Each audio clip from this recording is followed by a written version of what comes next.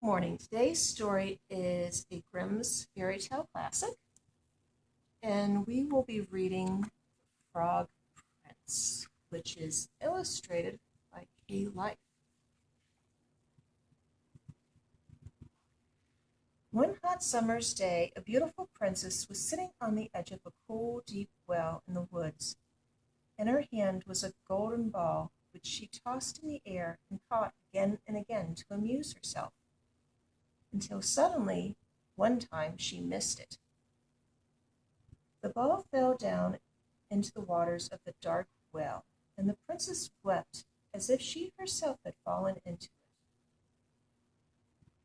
it. A gentle voice interrupted her weeping and asked, "What's the matter, sweet princess?" She turned and saw that the question came from a big, ugly frog, who was sticking his thick green head out of the water. "My golden ball has fallen into the well," cried the princess. "Don't worry," said the frog. "I can get it for you. But I would like something in return." The princess offered him her gold, her jewels, even her crown. But the frog shook his head. "What I ask," he said, "is for you to love me and let me be your friend. I want to sit by you at the dinner table, eat from your plate, and sleep with you in your bed." "Yes, of course," said the princess, not really believing that the frog could return her ball. "I'll promise you anything." So the frog dove down to the bottom of the well, brought the ball up in his mouth, and threw it on the grass.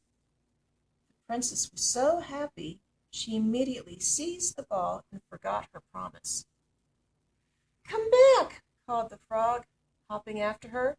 "Take me with you!" But the princess did not turn back. That night the princess was at dinner with her father, the king, and his royal court, when there came a strange knocking on the door, and a voice cried out, "Princess! Princess! Let me in!" The princess ran to see who it could be, and was startled to see the frog. Before she could shut the door, however, the frog hopped inside and leapt onto her chair. The king turned to his daughter, who had gone quite pale, and asked what the frog wanted. In a halting voice, the princess told her father what had happened in the woods that day.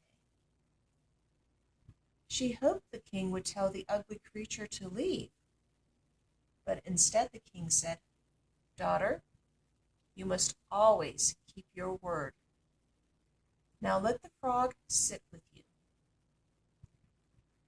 The princess scowled as she set the frog in her lap, and she scowled even harder when he leapt onto the table next to her royal dinner plate. "You promised I could eat from your plate," said the frog. The king looked at her sternly and nodded his head. Sighing, the princess pushed her plate to the frog, who ate from it so heartily that she could barely stand to look. At last the frog finished his meal. "I'm tired now," he said to the princess. "Please take me to your room and let me lie down with you." At that, the princess burst into tears, for she was afraid of the cold green frog and detested the thought of him sleeping in her clean bed. But the king had no pity for her. "You made a promise," said the king. The princess angrily picked up the frog between her finger and thumb and carried him up to her room. But instead of putting him on her bed, she set him in the corner and got into bed by herself. Soon the frog hopped over to her. "I want to sleep as much as you do," he said. "Please lift me up into your bed, or I will tell your father." So she put him on her bed.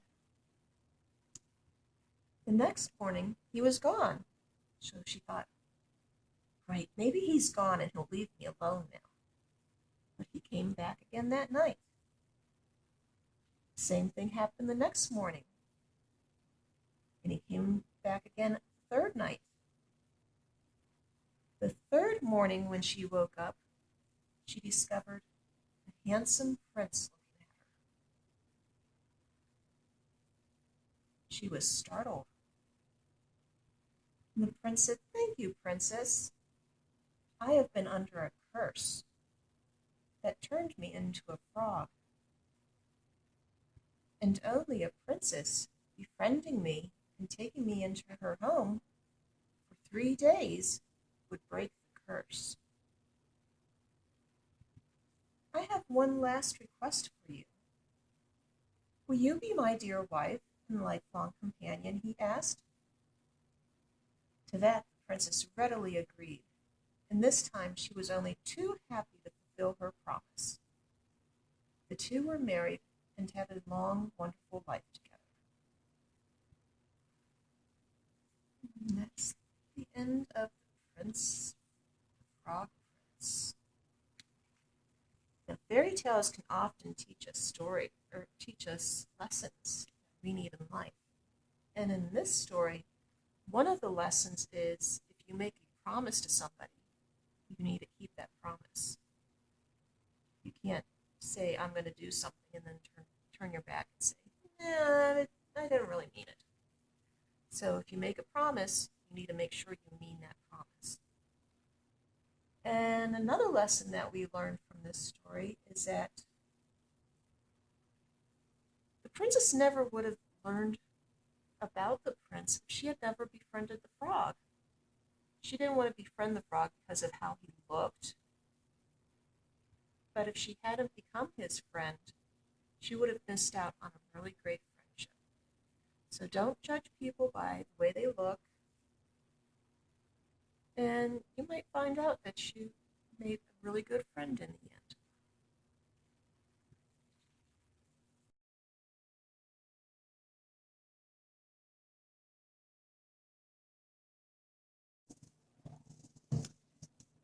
So for today's craft, we're going to make ourselves a frog. And in your activity bag, you will have received a toilet paper roll, some green construction paper, and then there was a sheet that had some pieces on it that you need to color. And I already colored mine. And then you'll have to cut out the pieces. You might need a grown-up to help you with that. And you can make your frog whatever color you want to make it. I made mine really colorful because I like a lot of color. But frogs come in all sorts of different colors, so you can make your frog whatever color you want to. Okay, so the first thing I am going to do is glue my construction paper onto the roll.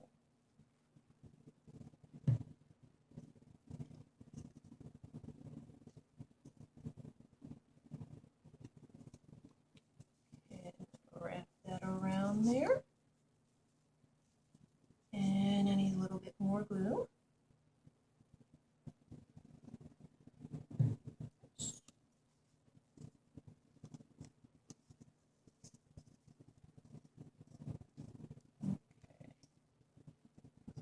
You may have to hold that down until it dries. Maybe paper clip it. Okay, so I'm going to let that dry. And while you let that dry, you can color your pieces and cut them out. And then, okay, this piece is for the tongue. And there's little dotted lines on the piece, and you're going to fold at those lines. So it's sort of be like an accordion type fold.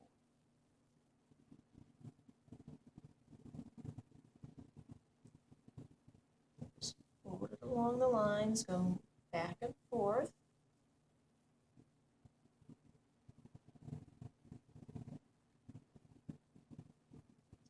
fold it just like that.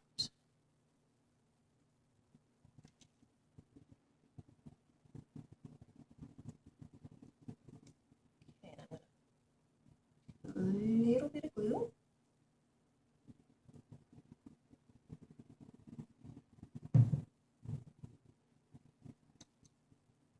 And glue it at his mouth.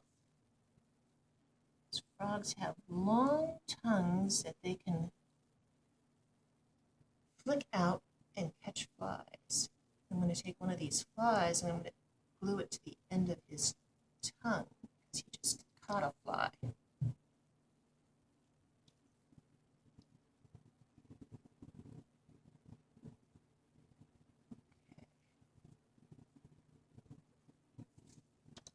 All right. So we have the arms and the legs, and we're going to do the same thing that we did with the tongue. And we're just going to fold them back and forth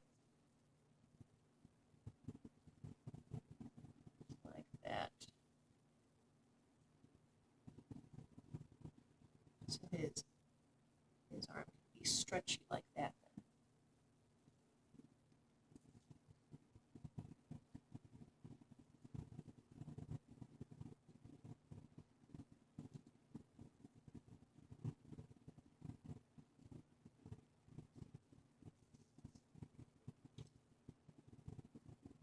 And I think I'm going to glue a fly in each of his hands, just like a cookie. To frogs, flies for food. So he's having a fly cookie. He's got one in each hand as he's eating.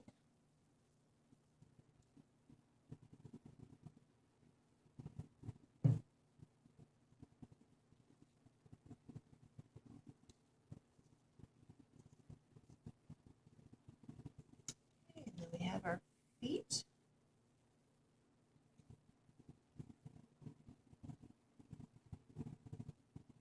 And just fold them back and forth.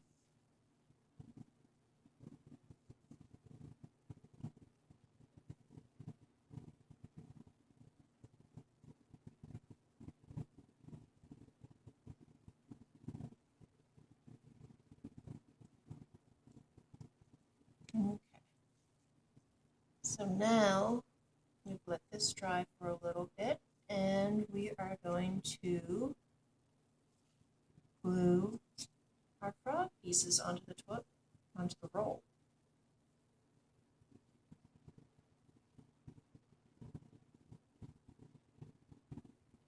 We just need a little bit of glue,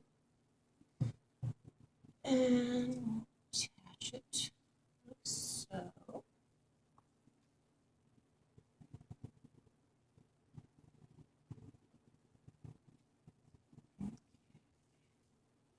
And we need to attach his arms.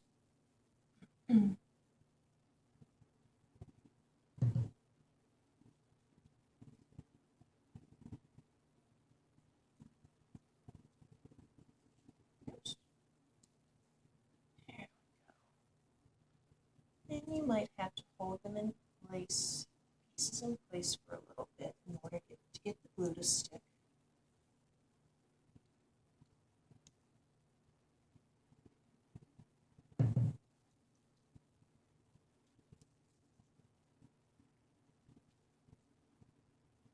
And just attach it to the roll.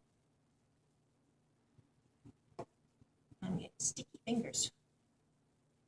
Okay, and then we need to put his legs on. Can't hop very far without his legs. Let's.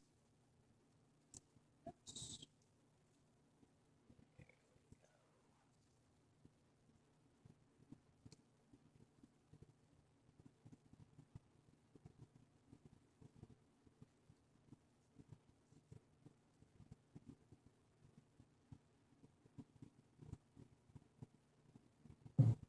Get his other leg on there.